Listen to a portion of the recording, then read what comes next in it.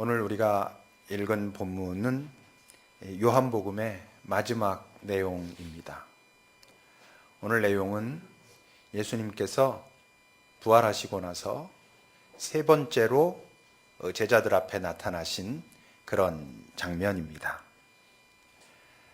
우리의 삶의 현장에서도 그렇지만 성경에서 말하는 숫자 3의 의미는 확증의 의미를 가지고 있습니다. 그러니까 예수님께서 세 번 제자들에게 나타나셨다라는 것은 예수님의 부활이 분명하다라는 것을 말하는 거죠. 베드로가 세 번 부인했을 때 그 의미는 정말 베드로는 예수님으로부터 완전히 떠난 것입니다.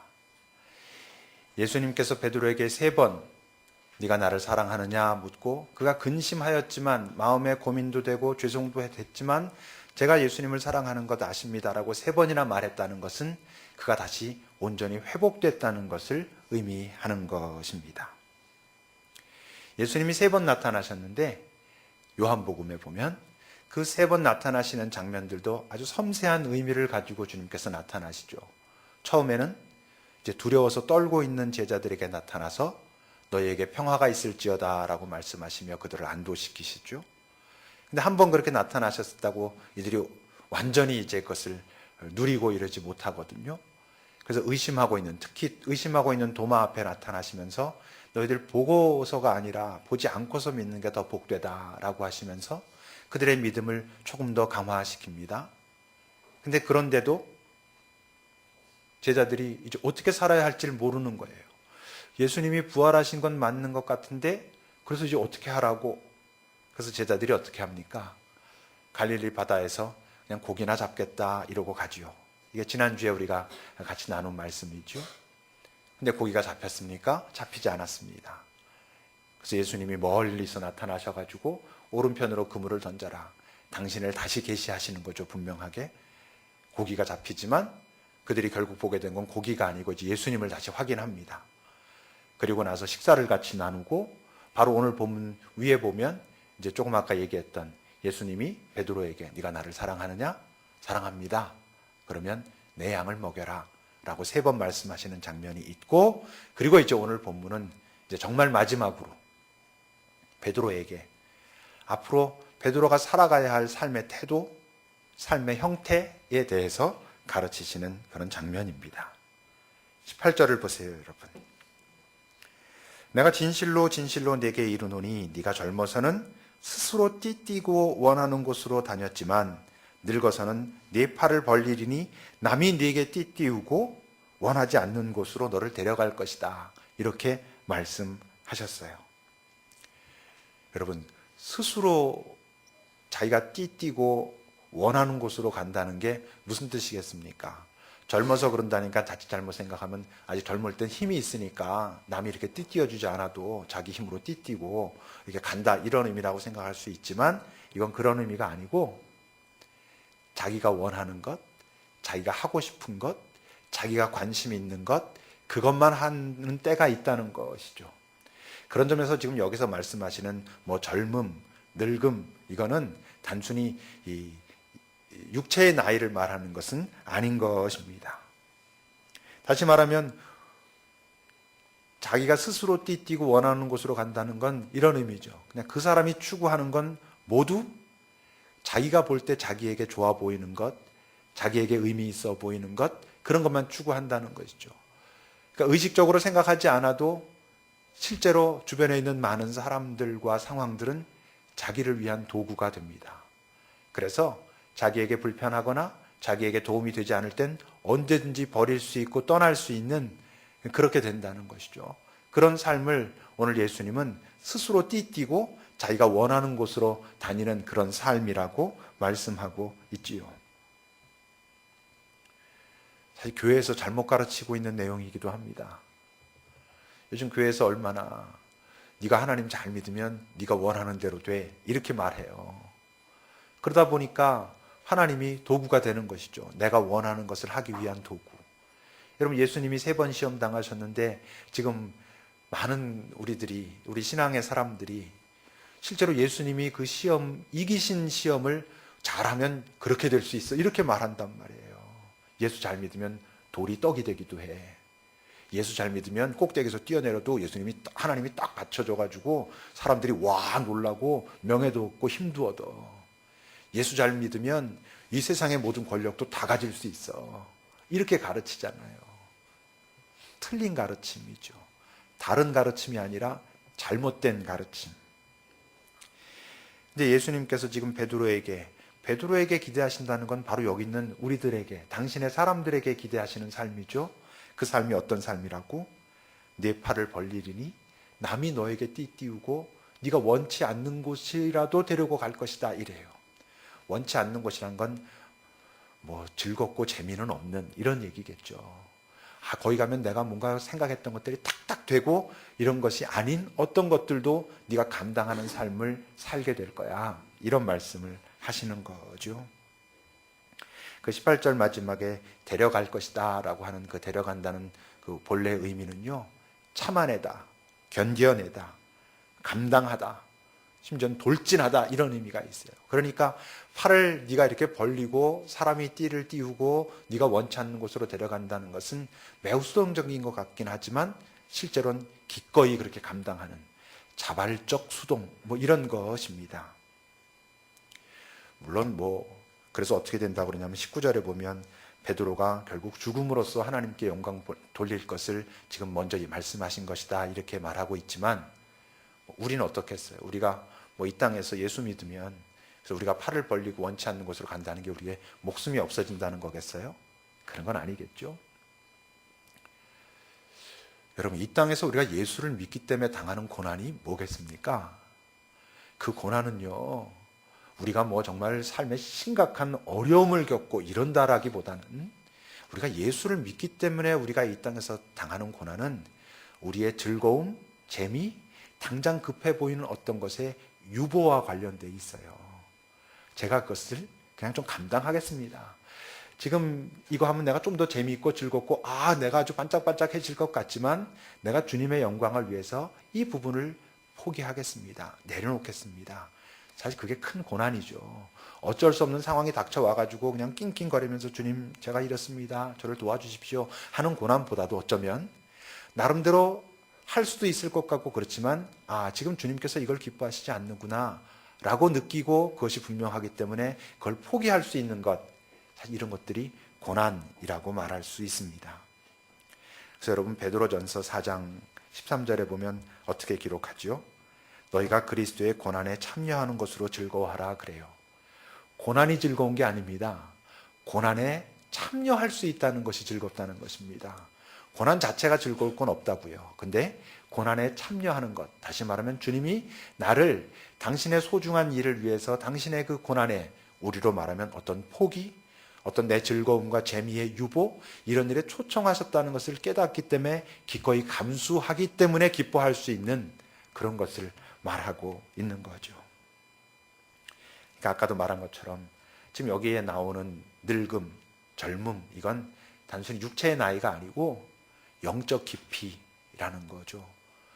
내 인생을 바라보는, 이 세상을 바라보는 그런 어떤 깊이 있는 시각, 그것을 가지게 된 것을 이제 네가 늙게 되면 이렇게 말한 거고, 아직도 당장 눈앞에서 보이는 것, 이것을 가져야지만 내가 즐거울 것 같고 없으면 자존심 상하고 이런 삶의 태도에 대해서 젊을 때라고 말씀하고 계신 겁니다. 모두 자유를 원하잖아요. 자유를 원치 않는 사람이 어디 있겠어요? 나에게 자유를. 근데 자유를 잘 못 누리죠, 우리가. 또 정말 자유가 뭐냐라고 물어보면 잘 알지도 못합니다. 도대체 뭐가 진짜 자유일까? 왜냐하면 우리들 많은 사람들이 자유에 대한 오해가 있어요. 자유에 대한 착각이 있어요. 대표적인 여러분 자유에 대한 오해가 뭡니까? 내 마음대로 하는 것. 그게 자유라고 생각합니다. 근데 내 마음대로 할 수 있는 자유를 이 땅에서 생각하다 보니까 필요한 것들이 있어요. 그게 뭐예요? 돈이 필요해요. 힘도 필요해요. 보면 내 주변에 누군가는 저 사람은 물질도 가질 만큼 가졌고 힘도 있고 그러다 보니까 마음대로 사는 것처럼 보이거든요. 그러니까 내 마음대로 사는 것이 자유라고 생각하니까 사람들은 돈, 힘 이런 데 자기도 모르는 사이에 빠져들어가요. 왜? 그걸 가져야 내 마음대로 살 수 있고 그래야 자유롭다라고 생각하니까. 근데 그럴까요? 그렇지 않거든요. 또 대표적으로 자유에 대한 오해가 뭐냐면 지금 내가 겪고 있는 힘든 상황, 이 상황으로부터 벗어나면 자유로워질 거라고 생각해요. 맞죠? 어떤 의미에서. 근데 반만 맞아요. 왜 그럴까요? 그 상황에서 벗어난다는 게 상황에서 한번 벗어나면 이젠 힘들고 어려운 상황이 끝나면 괜찮아. 근데 여러분 이 땅 다 지금 살고 계시지만 여러분도 힘들고 어려운 상황에서 그토록 벗어나고 싶어서 벗어나면 이젠 됐다. 자주 드리는 말씀이지만 이제 고난 끝, 행복 시작 이렇게 되냐고요. 고난 끝났더니 다른 고난 시작. 대부분 이렇거든요. 그러니까 상황에서 힘들고 어려운 상황에서 벗어나면 자유로울 거라고 생각하니까 계속 내 삶은 자유롭지가 않은 거예요. 왜? 벗어났다 싶으면 또 다른 거 벌어지고 또 다른 거 벌어지고 이렇게 되거든요. 참 자유는요, 두 가지가 균형을 이룰 때만 우리가 누릴 수 있어요. 하나는 무엇으로부터의 자유, 그러니까 free from. 근데 뭐로부터의 자유냐 하면 상황으로부터의 자유가 아니고 나 자신으로부터의 자유. 지독한 자기 집착에 빠져 있는 우리 자신. 여러분 사람이 왜 행복하지 않게요? 비교하기 때문이에요, 사실은. 비교하려고 해서 하는 게 아니라 저절로 비교되고 있어요, 내 안에서. 내 옆에 있는 사람이 어떤 얘기 하나만 툭 들어도, 뉴스에서 어떤 것 하나만 봐도, 내 주변에 어떤 사람들 이렇게 만나기만 해도 비교해야지 라고 생각하지 않아도 내 안에서 비교되고 있어요. 그래서 자꾸 따져요. 그래서 열등감에 빠지기도 하고 교만에 빠지기도 해요. 그러니까 여러분, 그 나로부터 자유로워지지 않고, 그 나라는 건 거짓나죠. 훼손된 나, 왜곡된 나, 지독한 자기 집착에 빠져있는, 자기 스스로 자기를 보호해야 된다고 하는 그 훼손된 나로부터 자유로워지지 않고 우린 자유를 맛볼 수 없어요. 근데 그것만 가지고도 되지 않아요. 또 있어요. free for. 다시 말해서 무엇을 위해서 내가 자유를 사용할 것인가 하는 거죠. 아까 말한 것처럼 내 마음대로라고 믿는 한 결코 그 자유는 우리에게 진짜 자유를 주지 않아요. 잠시 달콤할 수는 있어요. 짜릿할 수는 있어요. 그런데 그것이 얼마 지나지 않아 나에게 굴레가 돼요. 무엇을 위한 자유, 자유의 행사이어야 하냐면 너무나 뻔한 이야기지만 하나님의 나라, 하나님의 마음, 하나님의 평화를 위한 내가 가진 자유를 사용할 때에라야만 우린 진짜 자유로울 수 있어요. 그래서 바울 사도도 그런 말씀하셨잖아요. 너희를 자유롭게 하려고 자유를 주셨는데 그 자유로 다시 죄의 종이 되지 마라. 다시 말해서 그 자유의 행사가 되게 중요하다는 거예요. 너희들이 예수를 믿고 자유케 됐다고 하면 이젠 그 자유로 이제 마음대로가 아니라 이 땅에서 나를 아직도 살게 하신 삶의 의미를 찾아갈 때에 진짜 자유를 너희들이 경험할 수 있다라고 말씀하시는 거죠. 여러분, 그 말을 딱 모아놓은 것이 정말 자유는 나로부터의 자유고 정말 자유는 이제 그 자유를 가지고 하나님과 하나님의 나라를 위한 삶에 투자될 때 자유라는 말씀이 여러분 마가복음 8장에 있어요. 마가복음 8장을 한번 보십시오, 여러분. 34절입니다. 잘 아는 말이죠.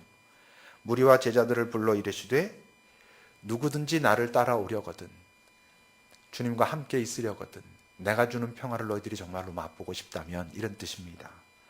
자기를 부인하고, 자기를 부인하는 게 뭐겠어요? 자기로부터 자유로워지는 것이죠. 이 부인돼야 될 자기가 진짜 자기 아니거든요.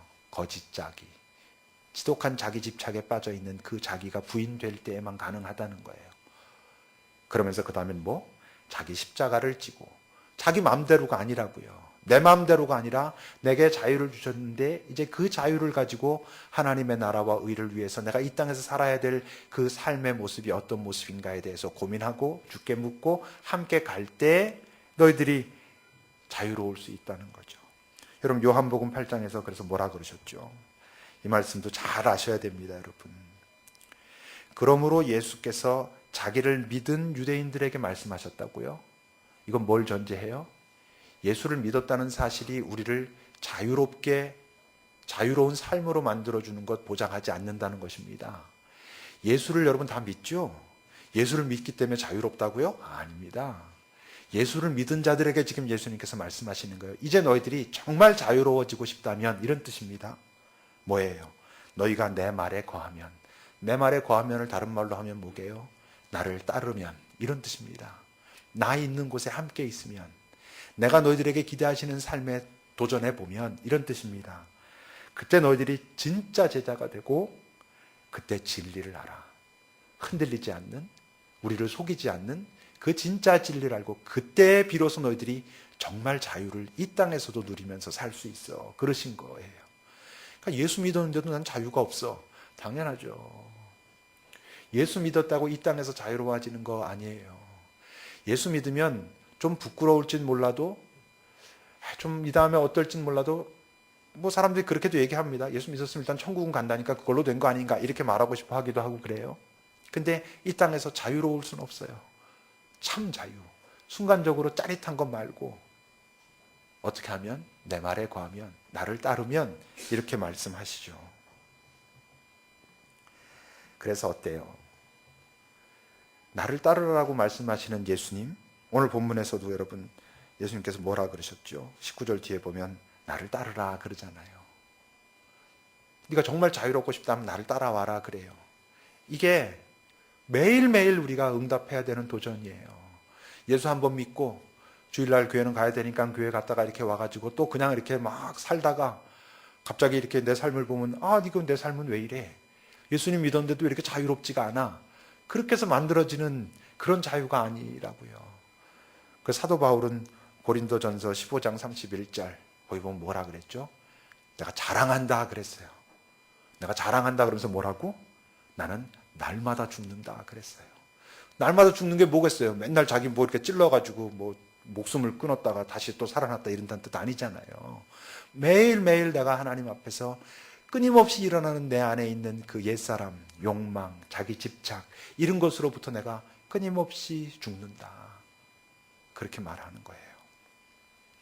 근데 이게 말은 쉬운데 되게 사람들이 불편해하는 것이죠.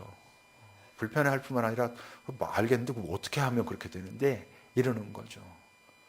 그래서 실제로 더 깊이 알아보려고 하지 않고 그냥 대충 멈추는 거예요. 뭔가 하여튼 있는 것 같기도 하고 지금 이게 아닌 것 같기도 한데 뭐 어쩌라고. 그리고 그냥 사는 거죠. 근데 문제가 있어요. 그래서 행복하냐고. 제가 만나본 사람들 그런 삶의 어떤 마음들, 마음에 좀 불편함은 있지만 뭐 어쩌라고 하면서 사는 사람들 이렇게 만났을 때, 아, 전 정말로 좀 참 평화롭고 행복합니다 라고 말하는 사람 못 봤습니다. 왜? 끊임없이 문제 속에 살잖아요. 하나 끝났다 싶으면 또 만들어져. 아, 이거 이제 끝났나? 그러면 다른 문제. 아, 이제 끝났나 싶으면 더 어려운 문제. 계속 그래서 삶이 항상 지쳐 있죠.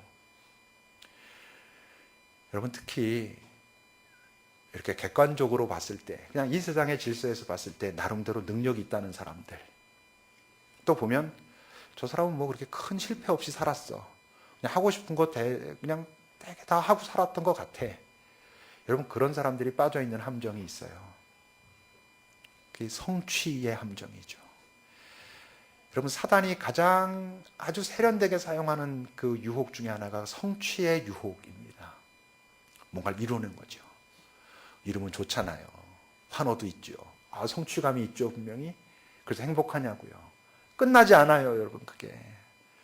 그 가수 양희은 씨가 부른 그 우리가 오를 봉우리는 이라는 노래 여러분 아셔요? 그 노래 가사에 보면 그런 거 있어요. 아, 지금 힘든 건 아무것도 아니야. 저 높은 봉우리에 올라가면 늘어지게 한숨 잘 텐데 뭐. 그건 무슨 뜻이냐 하면 지금 이렇게 힘들지만 좀 참으라는 거예요. 저 위에 올라가니까 성취하면 사람들이 너를 환호할 것이고 밑에 저기 낑낑거리는 사람들 보면서 너는 이렇게 여유 있게 일할 수 있을 거야. 그냥 괜찮아. 근데 어떻다 그래요? 그 노래 더 진행해 가보면, 근데 내가 다 올라가 봤던 내가 오른 봉우리는 그냥 넘어가는 고갯마루였을 뿐. 길은 또 연결돼 있고 저기 또 봉우리가 있다는 거예요. 또 가야 된다는 거예요. 가고 끝나지 않는다는 것이죠. 여러분, 우리 인생 그래요. 나름대로 저거 많이 이루신 분들 여기 많이 있죠. 근데 그 성취의 여러분들의 삶의 의미를 거기다 담고 그 성취의 여러분들의 삶의 평화를 찾으려고 한다고 한다면 이 땅에서 죽을 때까지 찾지 못합니다. 그럼 마지막에 가서 하는 소리가 그거죠. 내가 그렇게 아둑바둑하면서 살 필요 없었는데.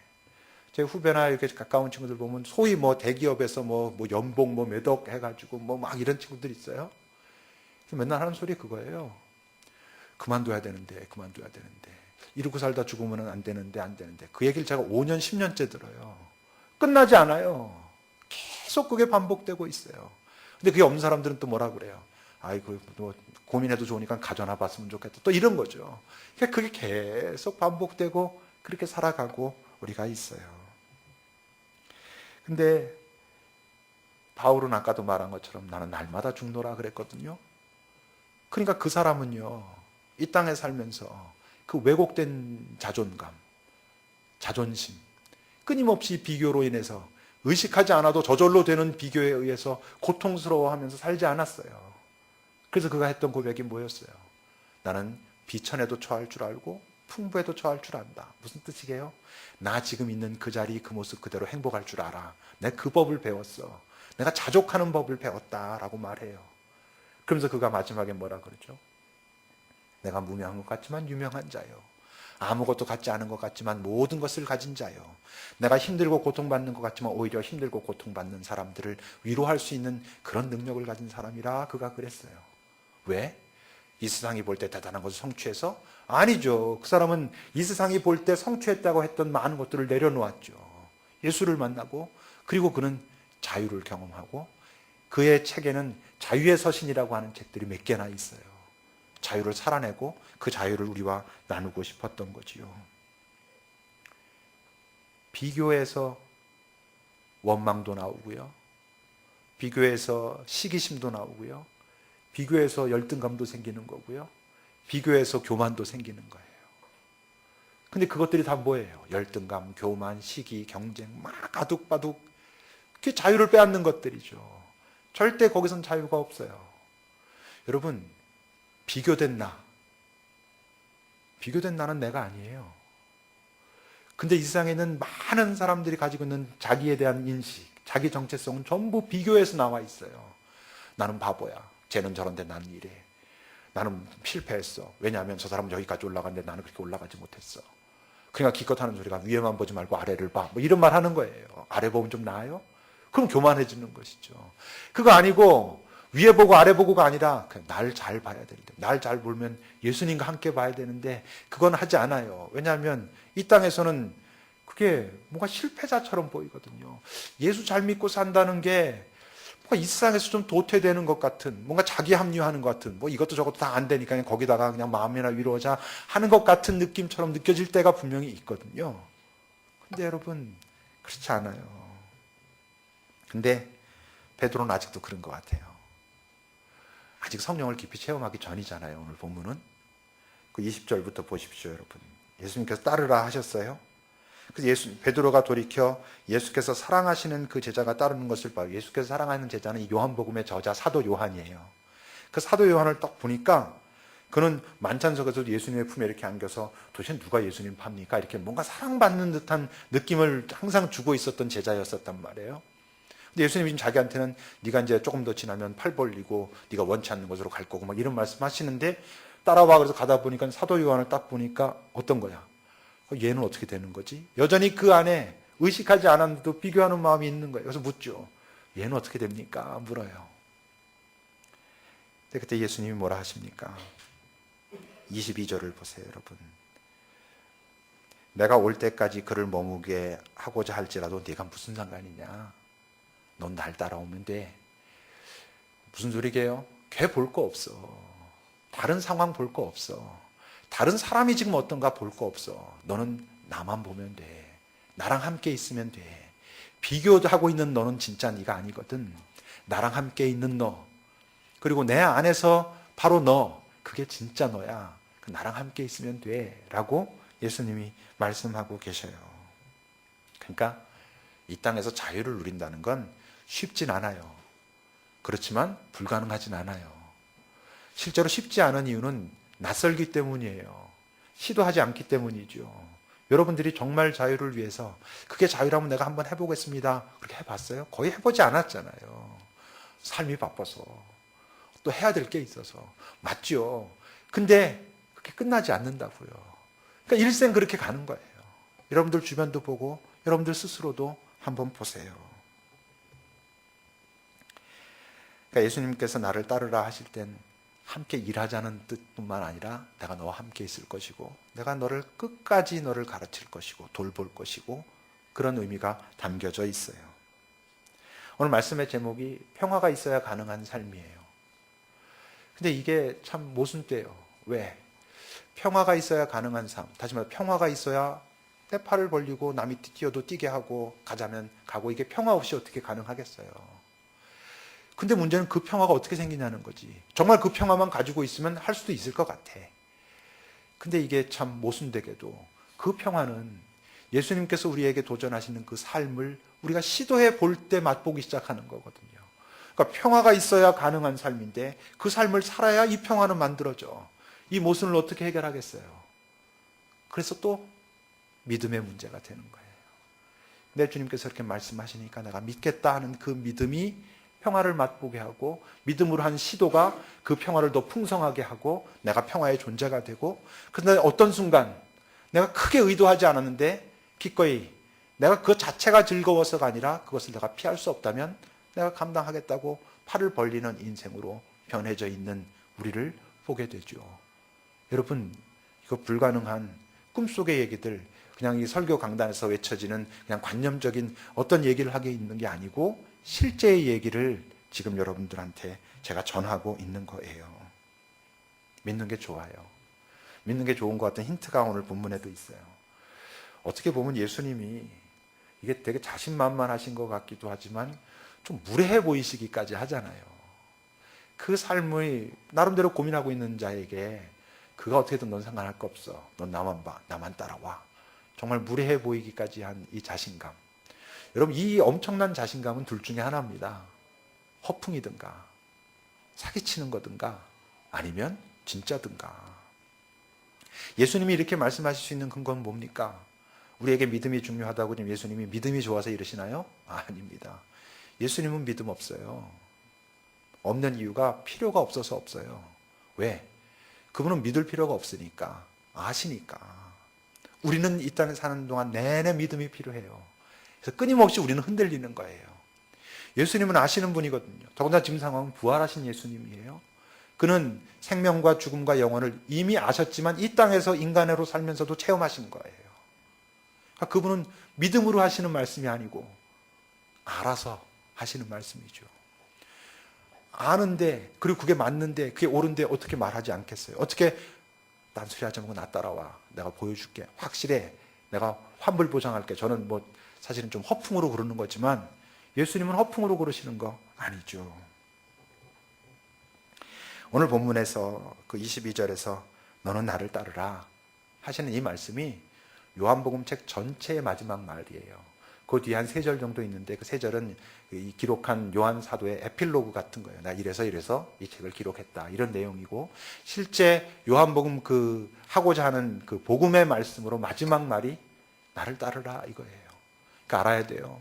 예수님이 이 땅에서 하셨던 사역의 마지막은 부활이 아니고 명령이셨어요. 따라오라는 명령이었어요. 베드로는 결국 그래서 어떻게 됐다고? 죽죠. 그 19절에 보면은 이 말씀을 하시면 베드로가 어떠한 죽음으로 하나님께 영광 돌릴 것을 가리키심이로라 라고 기록하고 있잖아요. 그러니까 지금 이 요한복음을 기록하고 있는 요한의 그 기록하는 시점에서 볼 때 베드로는 살아있어요? 죽었어요? 죽었어요 벌써. 죽은 거 알고 있는 거예요. 전에 예수님께서 베드로에게 너는 이제 네가 좀 더 영적으로 깊어지면 네 팔을 벌리고 네가 원치 않는 곳까지 갈 거라고 말씀하셨는데 나중에 봤더니 그게 뭐였냐면 그가 죽음으로 하나님께 영광을 돌리는 것이었더라라고 기록하고 있는 것이죠. 이게 요한이 자기가 책을 쓰면서 마지막에 내린 결론인 거예요. 뭘 말하는 거게요? 근데 그 베드로의 선택이 옳았다라는 얘기를 하고 싶은 거죠. 베드로가 잘 살아냈다는 거죠. 그가 정말 자유가 무엇인지 결국 알게 된 사람이었다라고 말하는 것이죠. 왜 우리에게 이 글을 남기겠어요? 너희들도 그렇게 사는 게 옳아. 너희들 지금 스스로 다 자유를 찾겠다고 하고 막 발버둥 치고 그러지만 누리고 있지 못하잖아. 근데 베드로가 이런 쉽지 않은 선택을 했고 도전했고 살아냈어. 근데 보니까 그가 정말 그게 자유였어. 내가 확실히 말할 수 있어. 지금 그렇게 요한이 우리에게 말하고 있어요. 예수님은 베드로를 어디로 데려가셨을까요? 모르죠. 나와 있지 않아요. 왜 어디로 데려가셨다는 기록은 없을까요? 그건 뭐 베드로가 간다니까. 베드로는 베드로가 갈 대로 갔겠죠. 우리는 여기는 우리들 모든 우리가 갈 데가 있어요. 어딜까요? 아마도 지금 여러분들이 살고 있는 삶의 자리들일 거예요. 여러분들의 가정, 여러분들의 일터, 여러분들의 학교. 여러분 거기서 예수의 마음을 발견해야지만 자유로워요. 근데 대부분의 사람들은 여러분들이 살고 있는 그 자리에서 그 상황에 눌려 있죠. 그것 때문에 힘들고 아프고 불편하고 불평하고 있어요. 왜 그럴게요? 거기 예수님이 계신데 그건 찾지 못하는 거야. 생각조차 못하고 있는 것이죠. 자유는 이 땅에서 우리가 자유라고 그것을 가지면 자유일 것 같은 그것을 유보하는 데서 옵니다. 전적으로 그래요. 근데 그게 쉽질 않아요. 항상 급해 보이거든요. 당장 해결하지 않으면 큰일 날 것 같은 모습으로 우리에게 다가오거든요. 근데 저도 이제 아직도 뭐 얼마 살지 않았지만 돌이켜보면 항상 그래요. 죽을 것 같은 것들, 그것이 결코 나를 죽일 수 있는 것들이 아니었어요. 나중에 보면. 근데 그 순간엔 정말 죽을 것 같은 거예요. 대학에 떨어지면 큰일 날 것 같고요. 지금 뭐 돈 얼마가 필요한데 그거 빨리 어떻게 사지 않으면 정말 이제 죽을 것 같고요. 막 그래요. 지금 저 사람이랑 나는 어떻게 지금 다툼이 벌어졌는데 이걸 내가 빨리 어떻게 해결해가지고 되지 않으면 나는 이제 정말 더 이상 아무것도 아닌 존재가 될 것 같고 막 그래요. 근데 아니에요. 그렇지 않아요. 여러분 예수님을 찾으려고 하고 예수님이 계신 곳에 있고자 하는 그 도전 없이 우린 이 땅에서 정말 행복할 수가 없어요. 여러분 행복하면 좋으면 지금 살고 있는 그대로 살아도 돼요. 근데 그렇지 않다면 다른 시도를 해봐야 돼요. 시간이 지난다고 변하지 않아요. 처치 스테이를 우리가 지금 준비하고 있어요. 그걸 준비하면서 좀 그런 마음이 이제 점점 듭니다. 어쩌면 교회 전체적으로 공식적으로 이 처치 스테이라고 하는 이런 것을 준비하는 것은 이번이 마지막일 수도 있겠다 하는 생각이 점점 시간이 갈수록 들어요. 왜 뭐 이게 힘들고 이래서가 아니고 사실 우리가 5월 25일 날 처치 스테이를 한다고 하면 5월 25일 언저리에만 우리 주변에 있는 사람들이 예수가 필요한 건 아닐 거 아니에요. 지금 오늘도 필요한 사람이 있을 수 있고 7월 달에도 필요할 수 있는 사람이 있는데 이건 어떤 점에서 이런 전도 집회를 한다는 건 우리 나름대로 우리 편의적으로 하는 것일 수 있어요. 우리가 날짜를 정해놓고 그날. 근데 이게 이번 이거를 하면서 저는 그래서 이 과정이 참 중요하다 싶어요. 이 과정을 하면서 서로 소그룹이나 이런 데서 우리가 왜 예수를 믿는지, 그리고 우리가 왜 예수를 전해야 하는지, 어떻게 전해야 하는지, 예수를 전하고 접근하는데 사람들은 어떤 어려움들이 있는지를 서로 좀 나누고 그것들을 좀 마음에 품고 기도하면서 우리가 좀 훈련하는 과정으로, 그리고 이번 이 행사가 끝나고 나면 그 다음엔 언제든지 내 주변에 어떤 친구가 보이면 하나님 앞으로 인도할 수 있는 마음을 가지고 내 마음속에서 영혼을 사랑하는 마음을 놓치지 않도록 애쓰고 그러면서 좀 그렇게 우리가 살아봐야 되겠다 싶어요. 근데요, 지금도 어쩌면 이걸 한다는 게 불편한 사람도 있을 거예요. 왜? 지금 내 삶이 너무 힘들어 죽겠는데 교회 오면 뭐 처치 스테이니 뭐 해가지고 뭐 카드를 뭐 어떻게 내라느니 뭐 이게 다 좀 불편하잖아요, 사실. 그리고 불편하기 시작하면 그것을 좀 시니컬하게 바라보면서 뭐 이렇게 저렇게 말할 수도 있잖아요. 근데 어떨 것 같아요? 저는 확신하는 게 있어요. 뭐냐면 적어도 하나님이 기뻐하신다면 그건 우리가 식별을 해봅시다. 여러분 개인적으로 식별해 보세요. 하나님이 이것을 너 그건 쓸데없는 짓을 하는구나, 그건 내가 기뻐하지 않아, 그 아니라면, 그리고 그거를 판별하는 것은 이 행사 자체보다는 그 행사에 임하는 우리의 마음가짐이 중요하겠죠. 그렇다면요, 여러분들이 조금 불편하고 상황이 좀 어렵고 그래도 여기에 내가 동참하는 것이 옳다라는 마음을 갖는 게 여러분들에게 좋아요. 그리고 그 마음을 가지고 내 주변에 지금 내 상황도 쉽지 않고 이게 좀 불편하긴 하지만 어쩌면 이런 나를 통해서라도 만나고 싶어하는 누군가가 하나님이 있으신 건 아닌가? 내 주변에 지금 내가 가서 말해야 되는 그 사람이 있어야 되는 건 아닌가라고 찾아보는 게 그 사람한테 좋은 건 하나님이 하실 거고 그런 마음을 갖는 게 내가 좋아요. 틀림없이 하나님께서 내 삶의 다른 상황까지 지켜주시는 비결이에요. 여러분, 하나님을 사랑하기 때문에 내 문제를 유보했을 때 유보된 내 문제 때문에 나는 절대 망하지 않아요. 유보된 그 문제로 인해서 하나님을 더 깊이 체험할 거예요. 전 우리들 모두에게 그런 시도가 있기를 바라요. 여러분, 이거 교회 숫자 늘리려고 하는 거 아닙니다. 이거 여러분 믿어주셨으면 좋겠어요.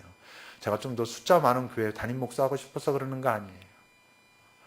정말 우리 안에 주님께서 그런 안타까움을 갖기를 원하시는 거라고 하는 분명한 확신 때문에 그래요. 여러분들이 그 확신을 가지고 시도하면 그 예수님의 마음이 여러분들 안에 심겨질 거예요. 그러면 자유로워지는 거예요. 기도합시다.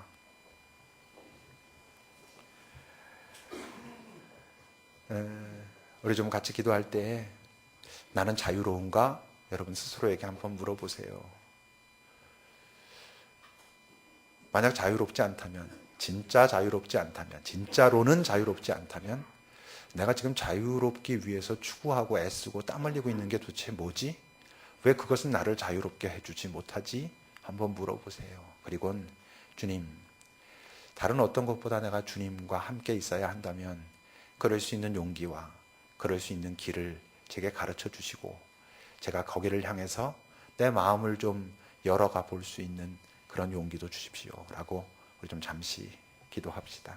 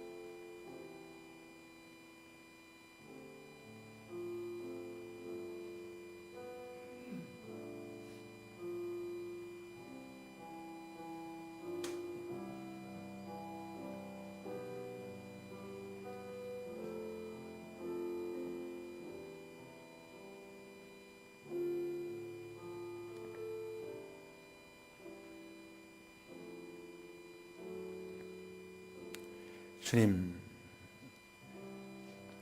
우리 자신들도 가끔씩 내 옆에 정말 평화를 품은 사람을 볼 때면 그 평화가 내게까지도 전해지는 경험들을 하곤 합니다.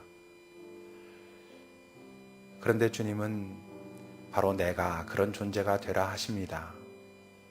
주님, 우리가 그것을, 주님의 그 명령을 받아들일 수 있도록, 기꺼이 제가 평화의 존재가 되겠습니다 할 수 있도록, 그것이 결코 지금 내가 살고 있는 삶의 현장을 훼손시키는 것이 아니라는 것을 우리가 믿을 수 있도록, 잠시 동안 내가 당장 급해 보이는 문제를 잠깐 떨어져서 멀리서 정말 지금 주님은 내게 무엇을 원하시는 걸까라고 살펴볼 수 있는 그 시간을 가질 수 있도록, 그 짧은 시간이 우리 인생의 진정한 행복을 좌우할 수도 있다라고 하는 긴장을 가질 수도 있도록, 주님, 여기 있는 우리들 모두 나름대로 다 삶의 현장에서 치열하게, 그리고 쉽지 않은 것들, 어렵게 살아가고 있는 거 주님이 아십니다. 그것을 안타까워하시는 주님, 그것을 위로하시는 주님, 우리에게 허락하시는 그 새 길을, 그 힌트를 우리가 놓치지 않도록 그것까지 지켜주십시오. 예수님의 이름으로 기도합니다. 아멘.